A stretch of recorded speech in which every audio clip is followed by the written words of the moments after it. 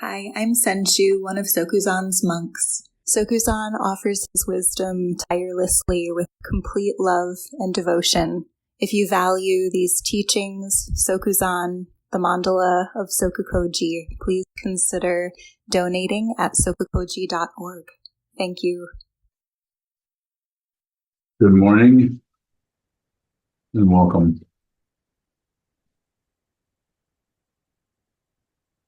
This morning's Dharma talk is titled Dustbin of Otherness, and what I am endeavoring to address in that area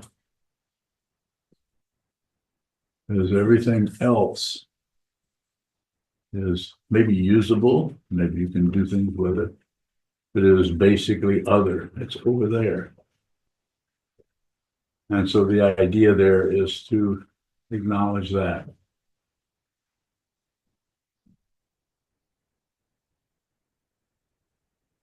The idea is to see that the polarity takes us away from the initial situation of awareness, just awareness. Awareness is so powerful.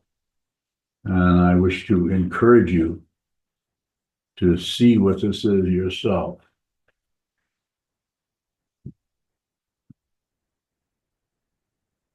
Most of the world is just completely distracted by what the dustbin. It's not that there aren't valuable things that seem to be other, but it's very important to see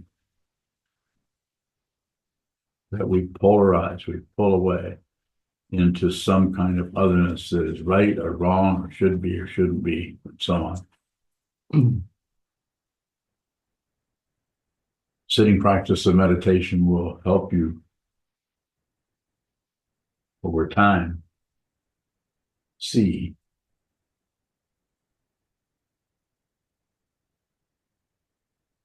that you may be missing something about the nature of this experience we call being alive, being in a room, walking down the street, driving a car, hugging our partner, our mate.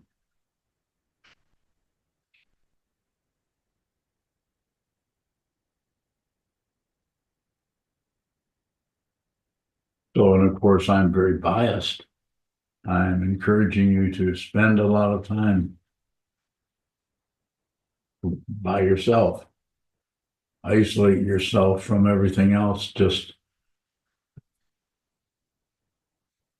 an hour a day anyway, if not more, and just watch what flows in the mind stream without grasping, rejecting, or turning away, so that you can see, not just get your information from me or from a Dharma book or something like that. So you can actually see yourself. You can see vividly, without any doubts, what this is.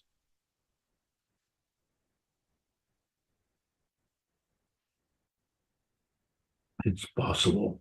It's very possible. And if you spend enough time training your mind, it is inevitable to see this.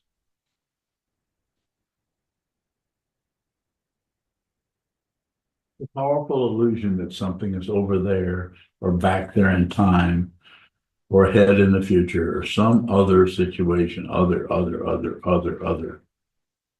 It's a powerful, powerful illusion. This so-called present moment, right now, looking at this hand move from here to there, is an illusion. But it looks incredibly real. It looks incredibly present. It is not. But then the one that is about your explanation of your history of what happened, what's going to happen, what should have happened, what could have happened. This is very powerful also.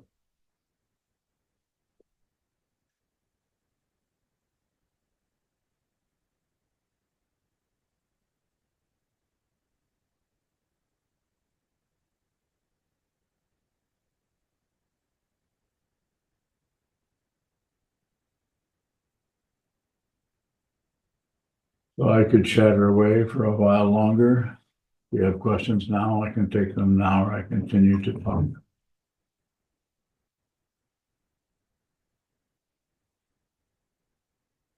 Apologize for my low energy. It's been rough. I just came off a medication that the side effects of it are overwhelming. Trying to address issues didn't help the issues that I was having, but created a lot of other issues. Not comfortable. I don't recommend it. And it's a good thing because I can't remember what it's called. Yes.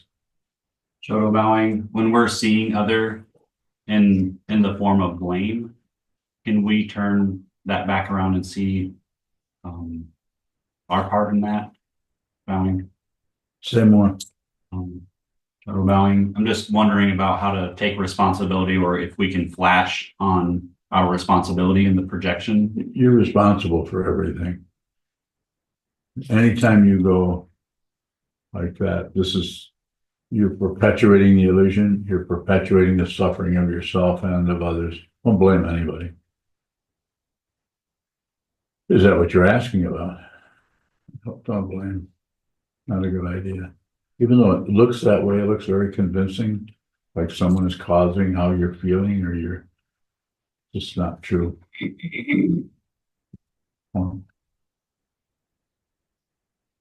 Yes, sir. Hang on. Bowing.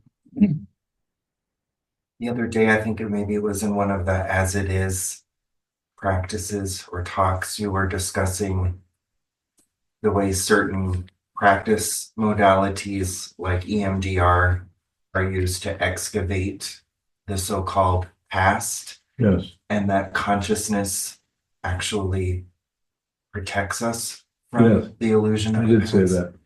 Could you say more about how consciousness protects us from the past, bowing? I certainly can, and thank you for the question. So there's so much suffering and powerful aggression and violence in our past, in all of our pasts. And it's so outrageously powerful that the consciousness won't let that back in. Once it's there, it won't try to receive that all at once. And sometimes that protection, or that, you could call it ignoring, it is a kind of ignoring, or that shutting down or pushing away. Sometimes that makes sense relatively in that moment, makes sense for that to happen, and that's a natural thing that happens. Sitting practice of meditation, as I've experienced it over 50 plus years, slowly lets that come to the fore. Sometimes it takes years for one to actually be aware of the incredibly powerful violence and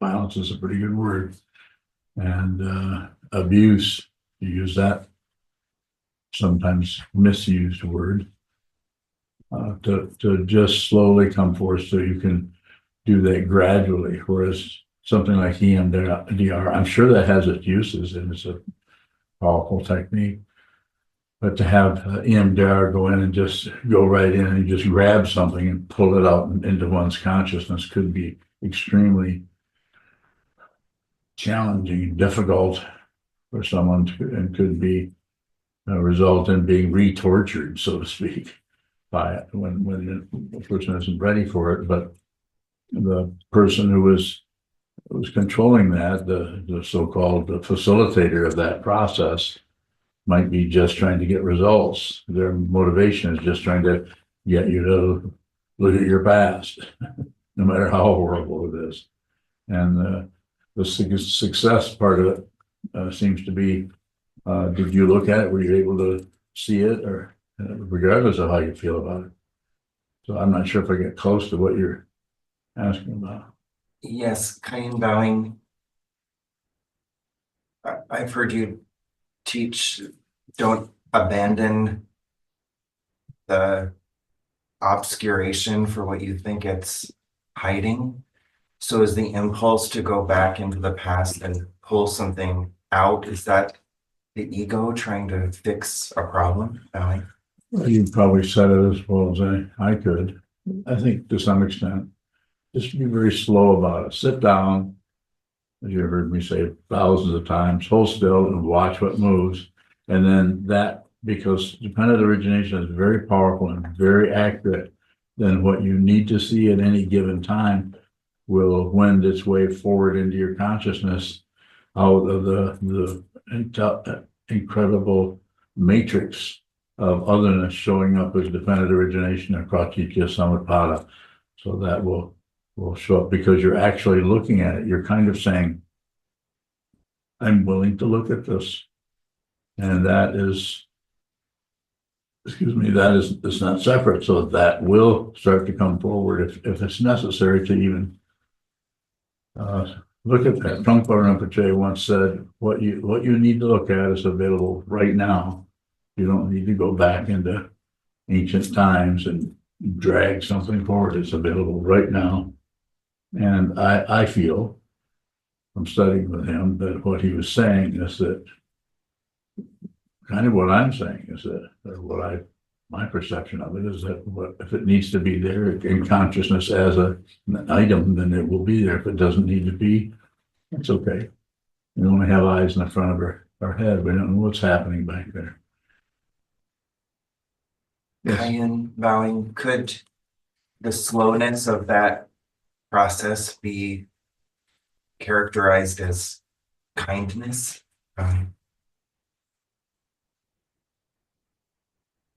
You're such a storyteller. Maybe. I see where you're going with it. I don't say somewhat, but I don't think it's necessary to look at that and then add on to it a bunch of flower petals.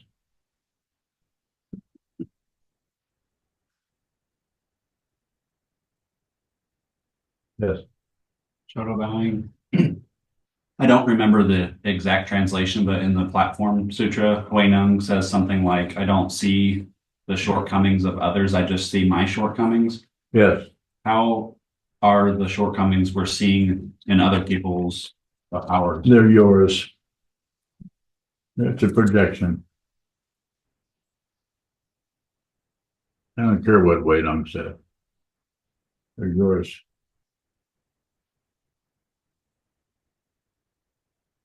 More. Will it always look like it's somebody else's? Eventually you'll see there isn't any other. There isn't no other person. And if you do see an other, it's an illusion. It's an illusion that there are other people. Quite an enjoyable one and quite a frightening one.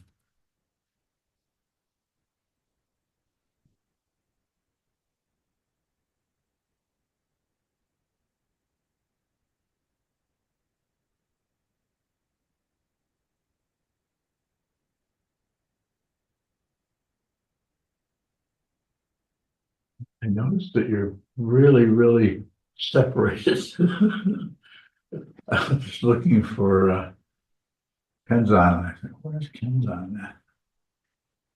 Now I see. And it all makes sense. You're having a fight. No. Further questions? Yes. David Bowing. David, go ahead. Thank you. When we separate something and put it out there, what are we separating it from? Bowing.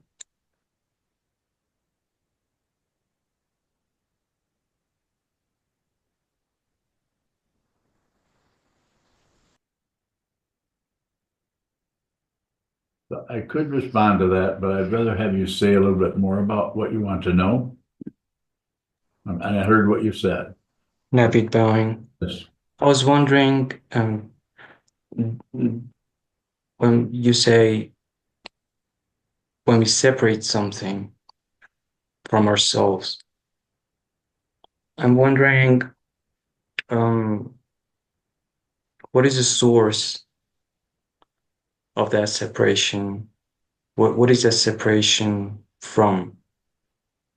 I'm not sure how to ask that. Okay, well, maybe I could say it this way. We separate ourselves in order to protect. We're protecting something. We're protecting our self-centeredness. We're protecting our ego from being harmed or being judged or being challenged. Is that the area you were going into, do you think? Or is this Maybe bowing. So when we don't separate, what is it that remains? consciousness? The whole thing. You just see consciousness is what consciousness is what this is. It's just consciousness. If you see what this is, it'll break your heart. But until you do that, we'll continue to cover that perception up with, I like it, I don't like it, it shouldn't be, they shouldn't, I shouldn't. Constant stories. The dustbin of otherness. We just keep throwing things up on the mirror so we can't see what this is. Cover up that mirror. Don't really want to know what this is. Maybe But- bowing. Is Yes. consciousness the same as the mind? Bowing. It's just another word, but yes, you could say that. It's the mind there, mind only, consciousness only, would be my way of saying it. It's a word, so sometimes you can change the meaning behind the particular word that is being used.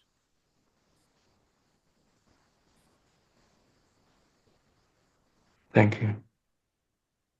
Junju, Junju bowing. If we have an impulse to act out of a thought or a feeling, are we treating that thought or feeling as if it is other? Bowing. we're probably treating it as if it is real, and we're buying into that. We believe that we're going to act out of that, and we act. It's possible to just watch things come and go in the mind stream and not necessarily hook up your musculature or your vocal cords or anything and just observe. That's possible. Junju bowing. If we were to see that our thoughts and feelings are not separate, would there be less of an impulse to do something with them or about them? The impulses may still show up, but doing something about it may be less. You wouldn't necessarily react or do something about anything. Just hang out.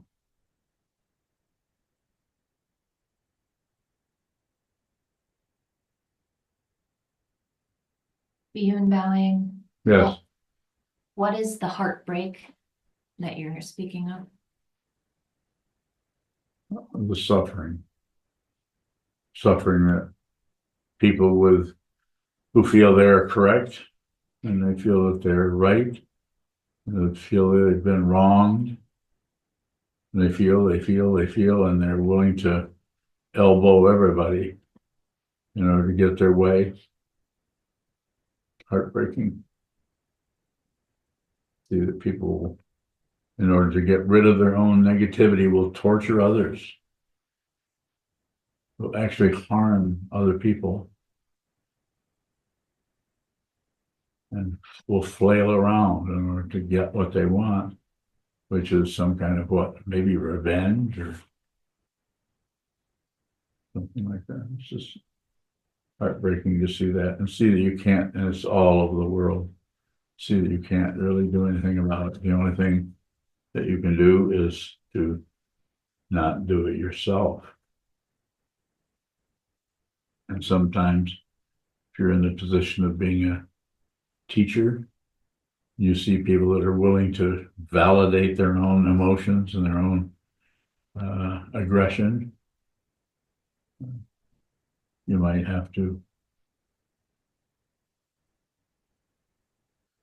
respond to them in such a way that might not feel too good. One. Are there any actions that don't seek validation?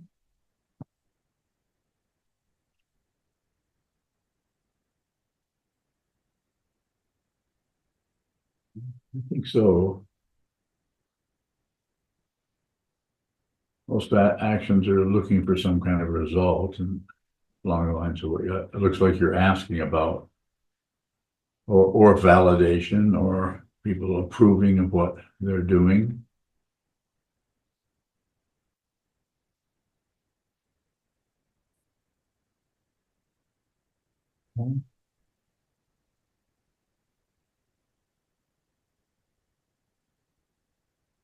Yes. You're talking about if other is illusory. And as bodhisattvas, we vow to save all beings, and Yeah. others before ourselves. What are we just saving an illusion? What is that?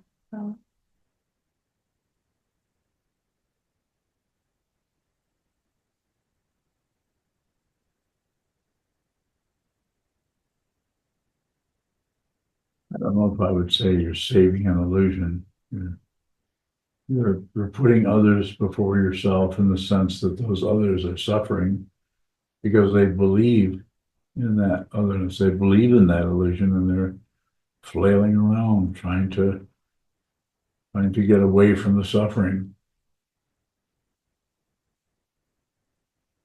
Is that complete, or is there more?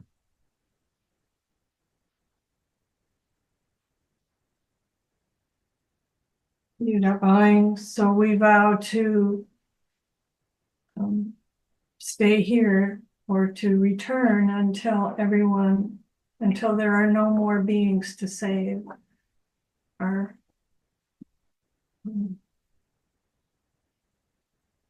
Yes.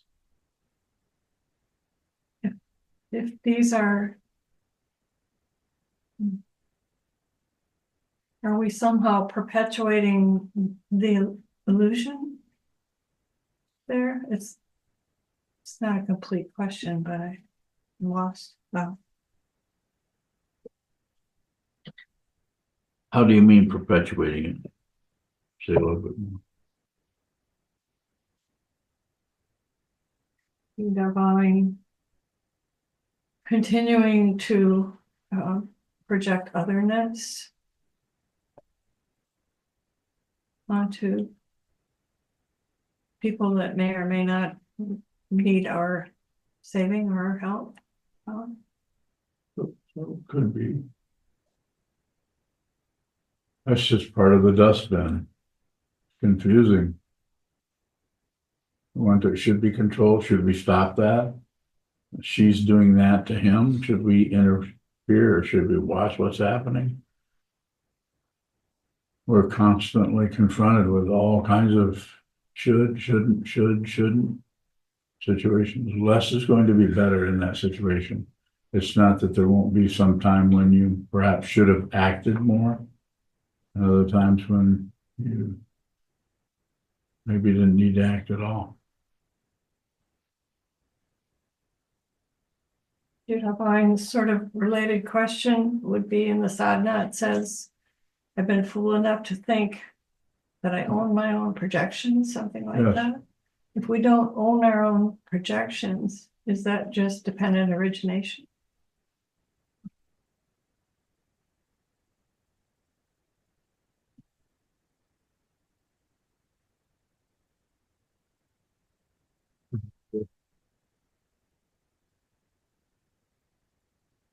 I'm sure that was helpful, wasn't it?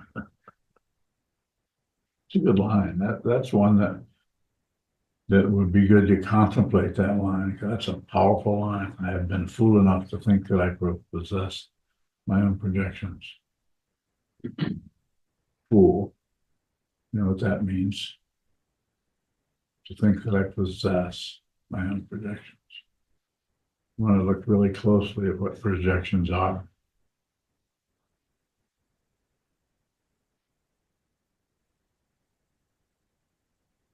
Sharon. Sharon Bowing. There's a lot of anticipation that's occurring in our country right now with the changing of administration and so the world. I'm wondering if you could speak to what that means and where it falls, anticipation, Bowing. So a lot of people are confused, and the ego mind that functions in each person has been magnetized by the fool. And that's what seems to be taking over. So I don't know what we can do about that particularly, because it's too big of an avalanche. But this has been going on for centuries. It's just amazing that we're even here at all. You know, there have been so many just crazy people trying to run things. Happened with Mussolini, happened with Stalin, happened with Hitler, happened in the Peloponnesian Wars. It's this, their constant otherness trying to run things and take over.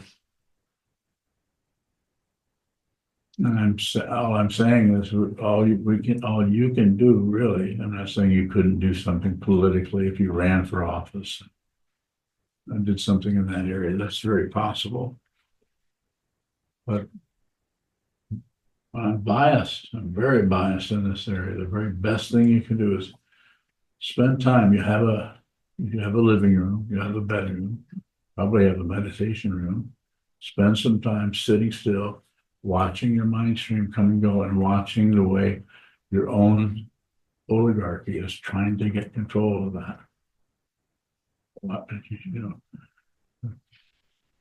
You know. Try to see that one, because the big one of the whole country, of the world, is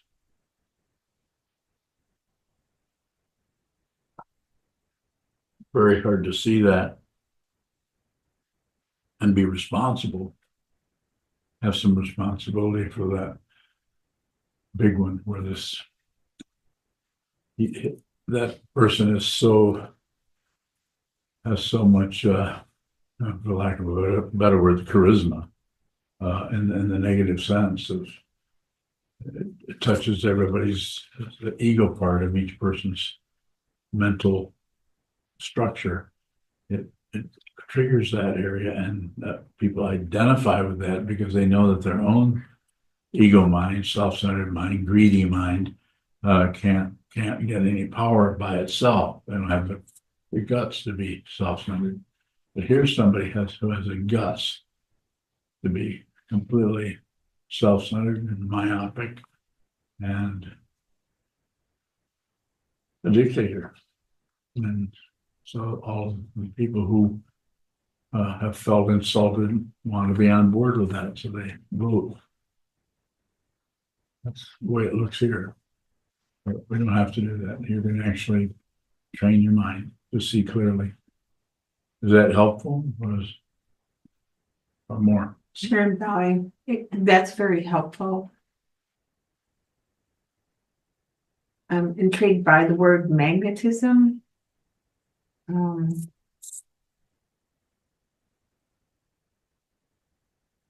I guess the second question would be,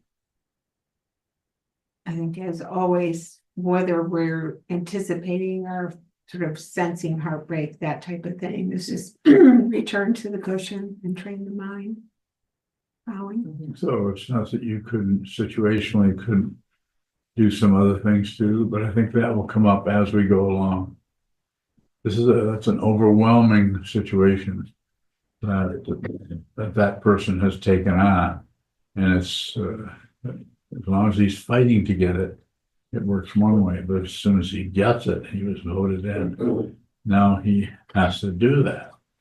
Has to do all the things he said, and it's gonna be quite painful for him, because the people that are helping him are just as full of themselves as he is.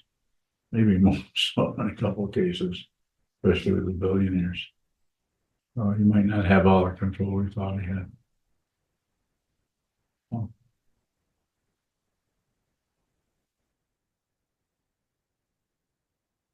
Yes, sir. Yoka bowing. Question from YouTube from Stephen bowing. Hard to form to words, we'll try. Relatively, may the illusion continue as it seems it was? All the suffering, question mark?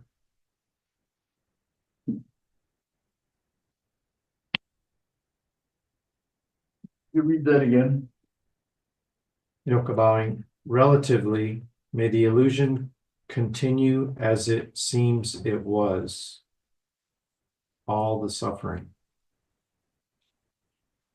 Is that a question?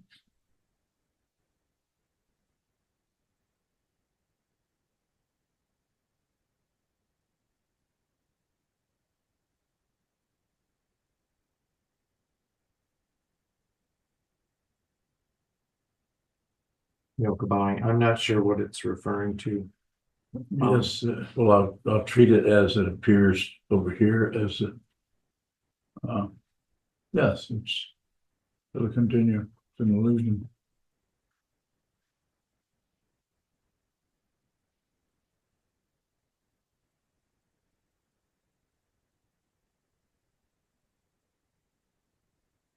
Is a question?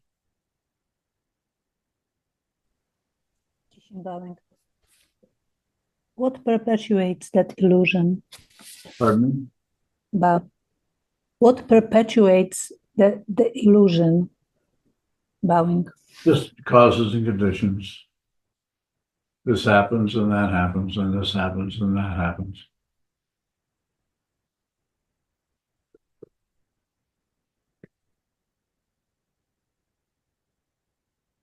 The illusion is powerful. Space, illusion. Time, past and future, present, illusion. It doesn't look like it. It doesn't look Is like there any end to that process? Bowing. Is there anything to it? Any end No. to it? There may be an illusion of an end. Good luck. No, it's an illusion. But you don't have to conclude this an illusion. You have to see it. If you see it's an illusion, it's just like when we're in the middle of a dream, and we just believe that that dream is coming and going, and that there really is a someone sitting at a table across from you who is a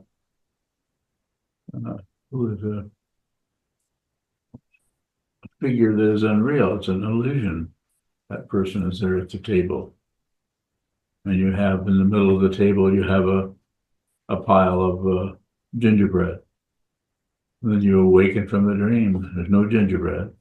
There's no person sitting across the table. And you're not sitting, that's all completely gone. This is unreal. But that unreality is an indication that this is an unreality also. You have to see it yourself. You have to see it, smell it, realize it. Yes, sir. And bowing, what is cessation if something doesn't stop?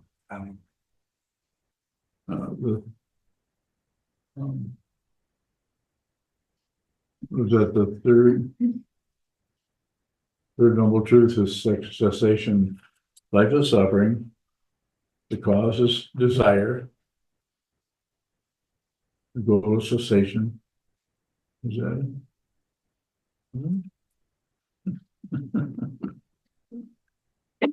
How do you get there? Look at it. See, yes, the illusion ceases. Or what actually ceases is belief in it. The believe that that's actually happening. Or it may go on, it may not. You won't care. Well, you won't care what it does, because you know that it's unreal. Oh,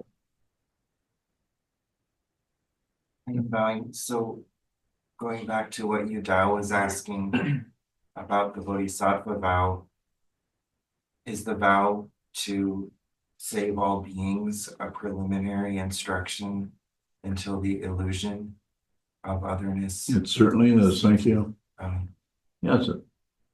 People are suffering, and are they suffering? Yes. Because they believe in, I can get it, or I can't get it, or this is bothering me, or this has to stop. This is not painful. People believe that. And there are no beings. That's an illusion. There are no separate beings anyway. More. Bowing. So Yeah. is it is it the belief which perpetuates the illusion? The belief that it's real? Bowing. Is it the what? Belief Yes. in the illusion? Yes, it's the belief in it. Don't believe, don't disbelieve, and don't ignore. Don't believe it. Passion. Don't disbelieve it. Aggression. And don't ignore it. Ignorance. Whatever shows up, you have nerve endings. You have senses. You have the sixth sense fields and their objects. Just receive. See what this is. See what it is yourself.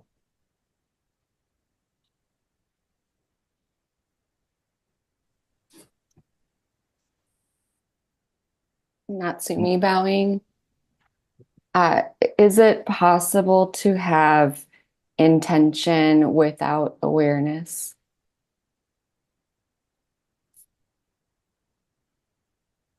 I don't, it doesn't seem like it. Seems like you have to be aware of that. Perhaps, but it doesn't seem like.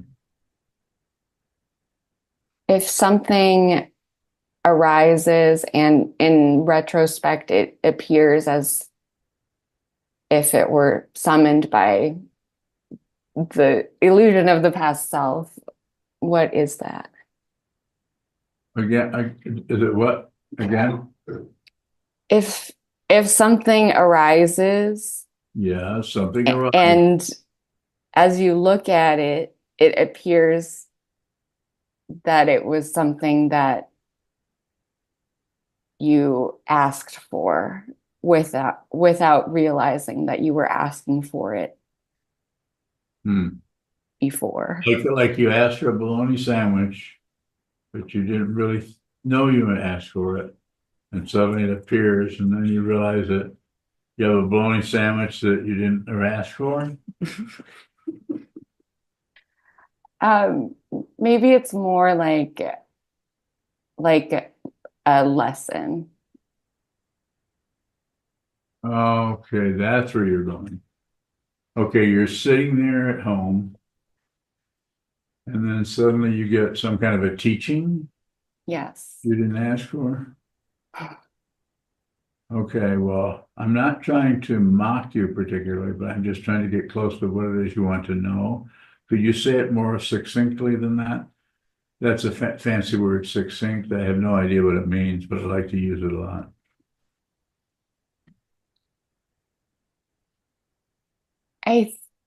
I think what's happening is I'm trying to make an explanation for something that I don't understand. Oh, well, I'll help you. Yeah, it's not really coming clearly as a question. I think at one point, I believe you said something about how an intention works if you have an awareness practice, and if you're aware of the intention. And so I was wondering if it's possible to not be aware and set intentions. I don't know, let's ask somebody else. What do you think? I don't know. Okay. At least you guys didn't know. Paushan, what do you think?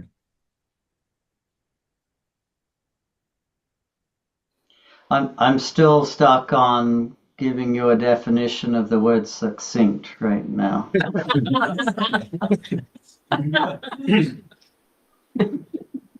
All right. Yes, I am bowing. Diane. If we experience difficulty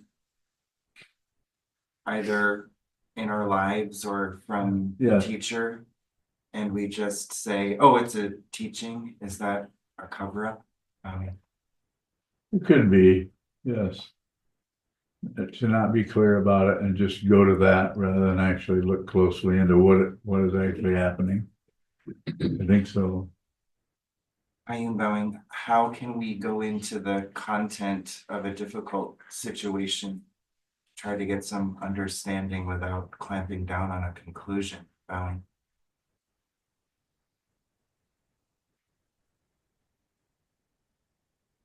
I think it's going to vary with each situation. I don't think there's a standard protocol for how to do that in time. I think this is just a matter of going through, maybe looking at the concepts that are there, and just kind of breaking through it, so to speak, and see if you can get some understanding conceptually of what it is, and then go into the concepts and what they seem to be pointing at, and go slow. And the longer you can go without concluding anything, the more you can, probably more confused you'll be, which is not bad. Being confused. Any more Natsumi before I go to Wulong? No, thank you. Very good. You think about that for a while and try to include the one word that Paushan's working with. Okay, Wulong. Wulong bowing. And I was thinking of words that rhymed with succinct.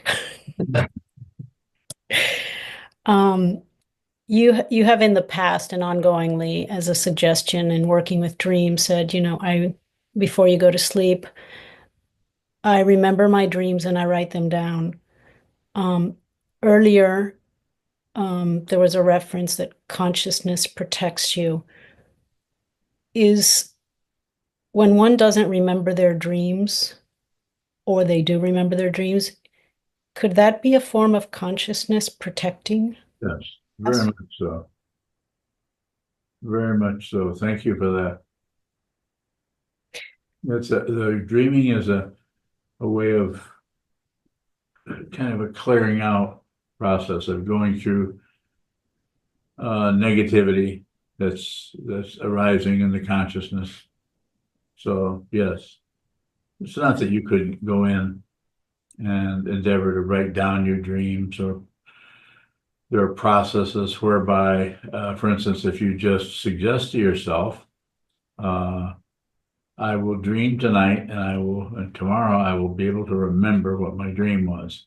Then that's a more gentle approach to it. It's more of a suggestion about it. So then you could possibly, but that's a much softer approach than EMDR approach, which is going in and excavating, going in, and it was quite aggressive, as I understand it. I've not been through it, but I know some people who have. It's not been particularly comfortable. Wulong bowing.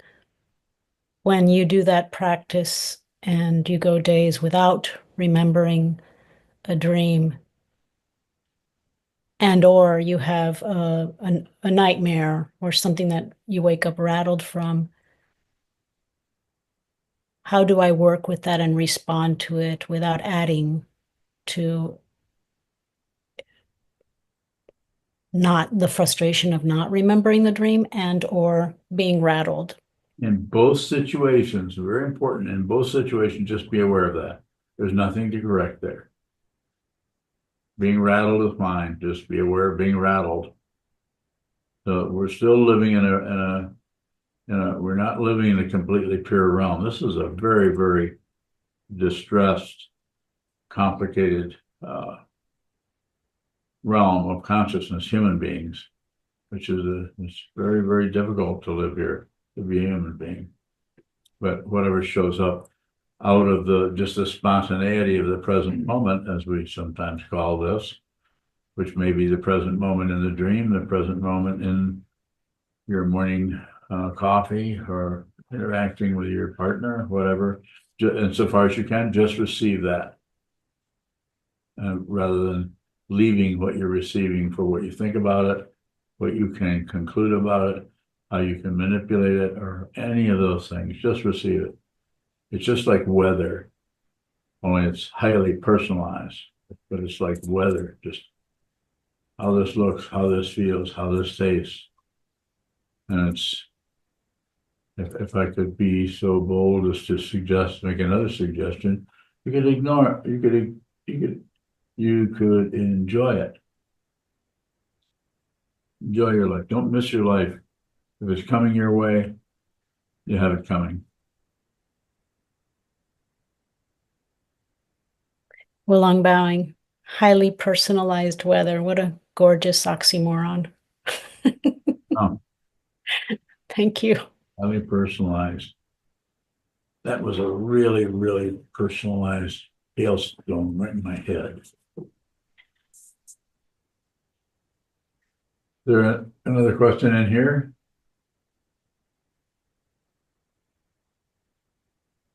Sure. John Jen, how do you enjoy suffering? You enjoy that you can receive it.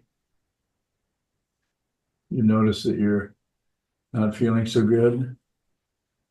Things are not going your way, but you have a deep understanding of the nature of reality. And you realize this is supposed to be happening. For lack of a better word, there might be a better word than supposed to be, but you just receive it, and you appreciate that you have a human life, free and well favored. You can actually be in such a thing that you did not choose as a human being. You're here. Life's a suffering, as the Buddha said. You appreciate that. It might not be the kind of appreciation as a peanut butter sandwich would be. Do you like peanut butter sandwiches? Sure. Yeah. So do I. Completely different type of enjoyment. You just receive that and the difficulty of the pain of not having things go your way.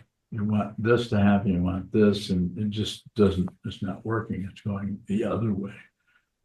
But you have a sense of appreciation there. Not easy to elaborate on conceptually. But it's like that. You could actually go in and with a broader understanding of what this is, you could actually appreciate your life. No.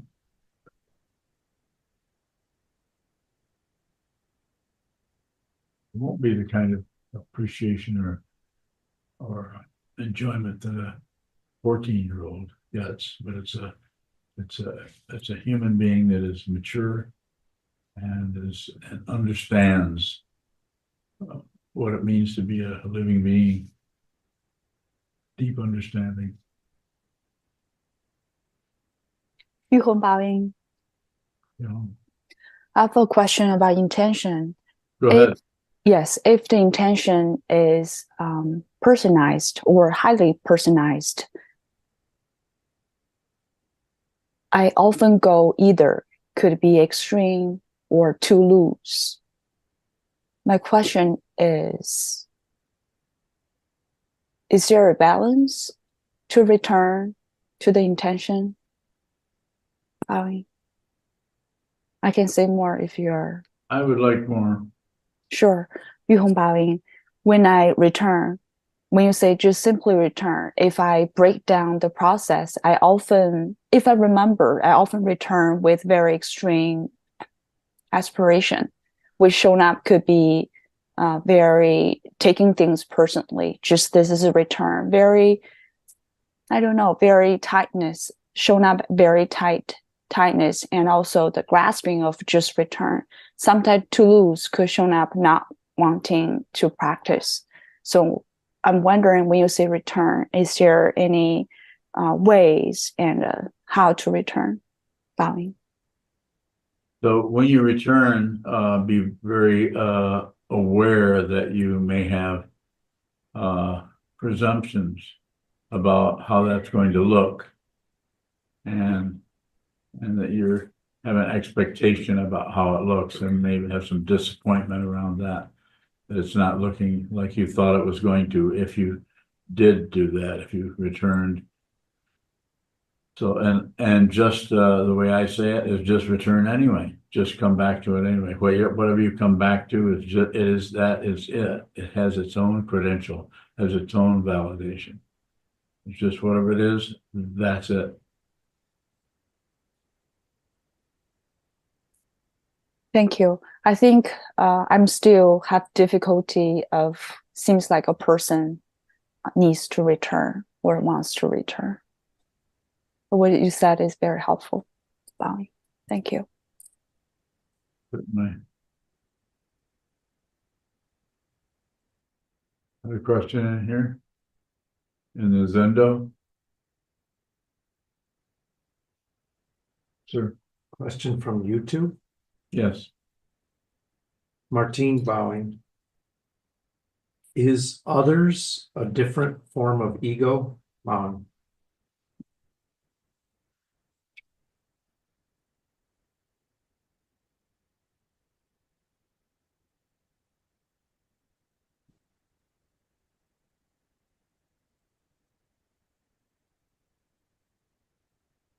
The way the question is showing up, I'm not sure. You might have a different orientation in your question, but I would say no. It's just it's your projection. There are no others, and so if you're creating an other, I'm not saying there isn't a human across the room or wherever. That seems very, very convincing.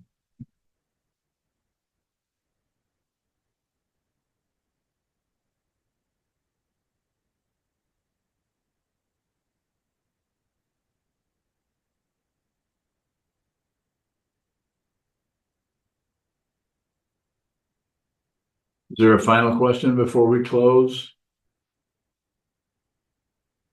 No burning questions in this room? Ivan bowing. Burning question? No, it's Ivan, not Bernie. Okay. Good. Bowing. I sometimes get your name wrong. Thank you for correcting. So did my mother. So did your mother? She always called me Car Ivan. Ivan? Instead of and she called my brother Carl. Carl. Remember that?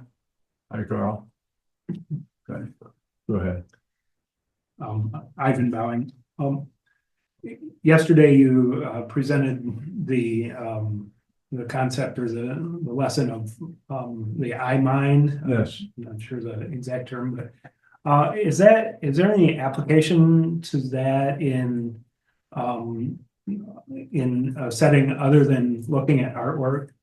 Like, could I practice it right here? Yes. And is there value in that? There is. So yesterday at the Grand Rapids Art Museum, I did some guided awareness practice around paintings with a practice that I've come up with called opening the I mind. using various, I think we did 3 different paintings of Ben Nicholson and I don't remember the other name to you. Carl Schmidt Rottluff, the German expressionist painter of the previous century. And a woman, I can't recall her name. Andrea Couch, I believe. Yeah, Andrea Couch, more contemporary person. So anyway, quite a fascinating practice, I thought, with those particular paintings. And the idea is to move the awareness around on the surface of the painting, on the picture plane, with colors, shapes, even content, and use that to bring about an awareness of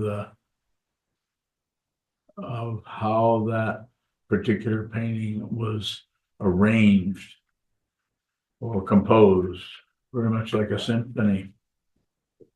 And I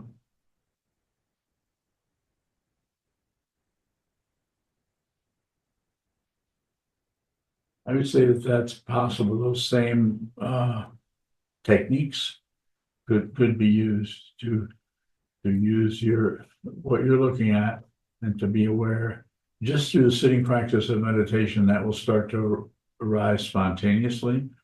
You'll be looking at a person, talking to them, and you'll just spontaneously be aware of the toaster sitting on the counter or birds and sounds outside the window, going from visual objects out to awareness of other things happening in the environment. And through that encouragement to do that you can actually begin to include everything. And then the process of that seems to help us realize how much we've been missing in our life, that our life is really quite full of just so much feelings, and how our body feels, and how our environment is showing up with all kinds of things through all the 6 sense fields, including the mind. And so, yes, very much so. You can just allow it to happen. You can also do that deliberately. Maybe I should write another book.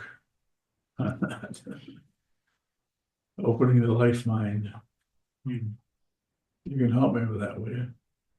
If you request it, yes. Okay, thank you very much. Thank you so much for attending and for your questions. Hi, I'm Senshu, one of Sokuzan's monks. Sokuzan offers his wisdom tirelessly with complete love and devotion. If you value these teachings, Sokuzan, the mandala of SokukoJi, please consider donating at sokukoji.org. Thank you.